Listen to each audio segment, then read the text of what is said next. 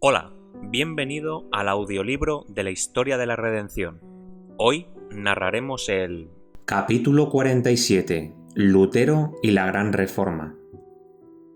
Entre los que fueron llamados a conducir a la Iglesia de las tinieblas papales a la luz de una fe más pura, descuella Martín Lutero. Celoso, ardiente y consagrado, sin conocer otro temor que el temor de Dios y sin aceptar otro fundamento para la fe religiosa que las Sagradas Escrituras. Lutero era el hombre para su época.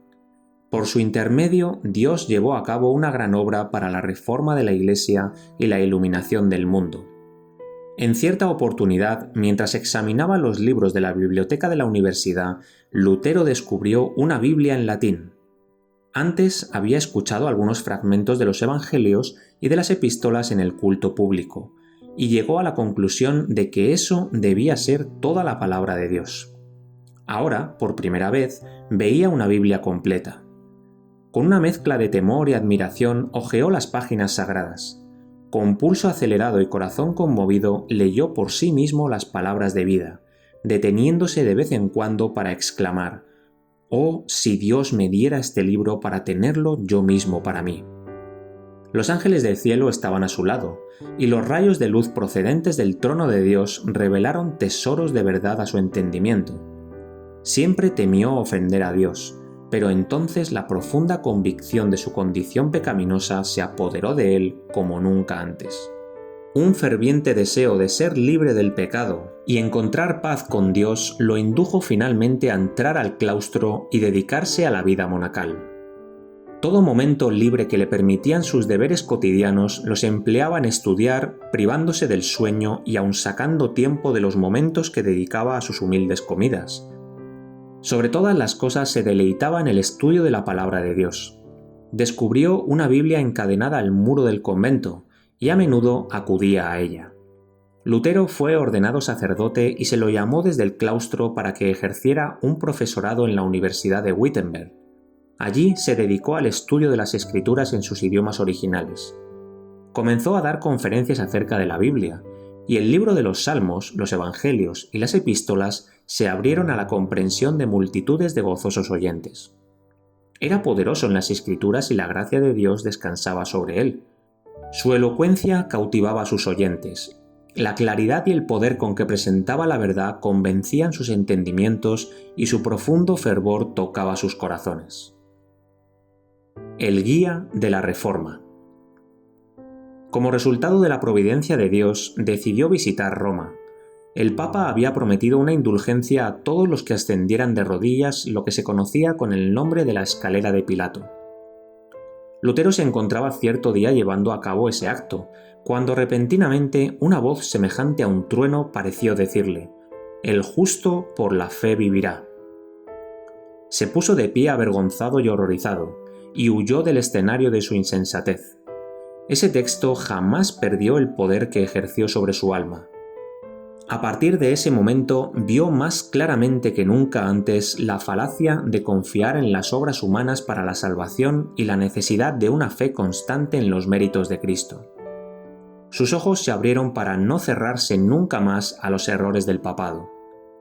Cuando apartó su rostro de Roma, también separó su corazón, y desde ese momento la separación se hizo cada vez más grande, hasta que cortó toda relación con la Iglesia Católica. Al regresar de Roma, Lutero recibió por parte de la Universidad de Wittenberg el título de doctor en teología. Entonces se sintió en entera libertad para dedicarse como nunca antes a las Escrituras que tanto amaba. Había formulado solemnemente el voto de estudiar con cuidado la palabra de Dios y de predicarla con fidelidad todos los días de su vida, y no los dichos y las doctrinas de los papas. Ya no era más meramente un monje o profesor, sino el heraldo autorizado de la Biblia. Había sido llamado para pastorear y alimentar la grey de Dios, que se hallaba hambrienta y sedienta de la verdad. Declaró con firmeza que los cristianos no deben recibir otra doctrina fuera de la que se basa en la autoridad de las Sagradas Escrituras. Esas palabras sacudieron los mismos fundamentos de la supremacía papal. Contenían los principios vitales de la Reforma. Lutero entonces se dedicó de lleno a su obra como campeón de la verdad.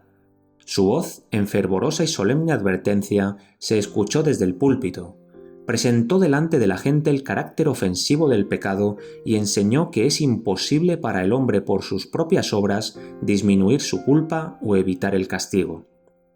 Solo el arrepentimiento ante Dios y la fe en Cristo pueden salvar al pecador. La gracia del Señor no puede ser comprada. Es un don gratuito. Aconsejó a la gente a que no comprara indulgencias, sino que mirara con fe al Redentor crucificado. Se refirió a su propia dolorosa experiencia al tratar vanamente de obtener la salvación por medio de humillaciones y penitencias, y aseguró a sus oyentes que al apartar la vista de sí mismos y al creer en Cristo encontrarían paz y alegría. Las enseñanzas de Lutero atrajeron la atención, en Alemania, de la gente que pensaba. De sus sermones y escritos surgían rayos de luz que despertaban e iluminaban a miles de personas.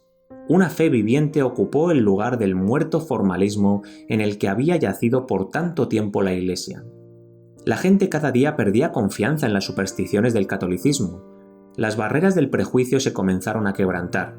La palabra de Dios, por medio de la cual probaba Lutero toda doctrina y toda pretensión, era como una espada de dos filos que penetraba hasta el corazón de los hombres. Por todas partes surgía el deseo de progresar espiritualmente. Por todas partes había un hambre y una sed de justicia que no se había visto por siglos. Los ojos de los seres humanos, que por tanto tiempo habían sido dirigidos a los ritos y a los mediadores humanos, se volvieron entonces arrepentidos y con fe a Cristo, y a Cristo crucificado. Los escritos y las doctrinas del Reformador se diseminaron por todas las naciones de la cristiandad. Su obra se extendió por Suiza y Holanda. Copias de sus escritos llegaron a Francia y España. En Inglaterra se recibieron sus enseñanzas como la palabra de vida. La verdad también se extendió a Bélgica e Italia. Miles despertaron de su sopor mortal para participar de la alegría y la esperanza de una vida de fe. Lutero se separa de Roma. Roma decidió destruir a Lutero, pero Dios era su defensor.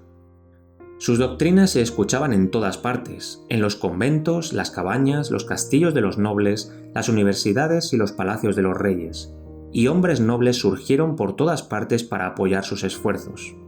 En una invitación al emperador y a la nobleza de Alemania en favor de la reforma del cristianismo, Lutero escribió lo siguiente con respecto al Papa: «Es horrible contemplar al hombre que pretende ser vicario de Cristo mientras ostenta una magnificencia que ningún emperador puede igualar.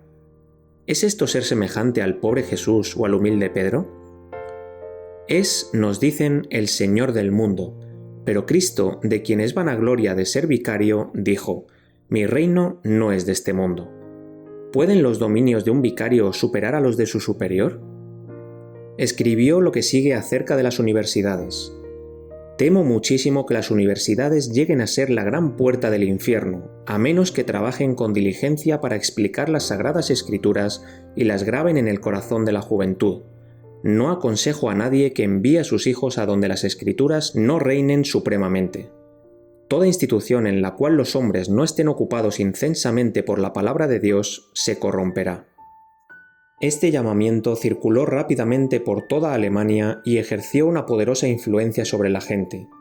Toda la nación se levantó para unirse bajo el estandarte de la Reforma. Los opositores de Lutero, que ardían con el deseo de vengarse, instaron al Papa para que tomara medidas decisivas contra él. Se decretó que sus doctrinas fueran condenadas inmediatamente. Se le dieron 60 días al reformador y a sus adherentes, después de los cuales, si no abjuraban, serían excomulgados. Cuando la bula papal llegó a manos de Lutero, éste dijo: «La desprecio y ataco como impía y falsa. Es Cristo mismo quien aparece condenado allí. Me alegro de tener que soportar todos estos males por la mejor de las causas. Ya siento más libertad en mi corazón, porque por fin me doy cuenta de que el Papa es el Anticristo y de que su trono es el de Satanás mismo». Pero las palabras del pontífice de Roma todavía tenían poder. La prisión, la tortura y la espada eran armas poderosas para imponer su misión. Todo parecía indicar que la obra del reformador estaba por terminar. Los débiles y supersticiosos temblaron ante el decreto del Papa, y aunque había simpatía general por Lutero, muchos creyeron que la vida era demasiado cara para arriesgarla por la causa de la reforma.